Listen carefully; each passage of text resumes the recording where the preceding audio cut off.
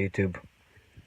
Just making this video because a lot of people are having trouble with Subaru Legacies that have radio and heater control kind of in the same display. Kind of just freezes. You could turn the radio off on, but you can't adjust any settings. The heater is just stuck on at the last temperature that you were using it at. So I found that there's this front panel separates from the radio unit, and it grounds through like a metal contact spring.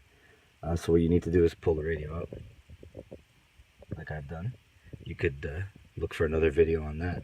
Once you get it out, there's 4 or 6 screws that go around the outside of the radio. I think there's 2 here, 2 here, and 2 here. And then there's clips, little plastic clips that go around the unit. Then you're going to separate it. Hazard switch also needs to come out first. There's a couple of screws behind there to take out.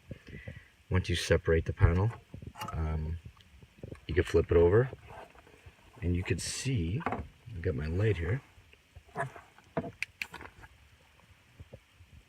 there's a contact right here.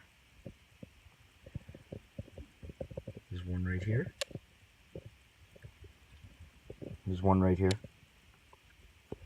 And these are what ground this electrical circuit board to the rest of the unit. What you're going to look for is on the other side of the unit, where those little springs touch, you're going to see these little black, I don't know if you can see that, there it is, a little black kind of a soot that needs to be cleaned off so that it can ground again.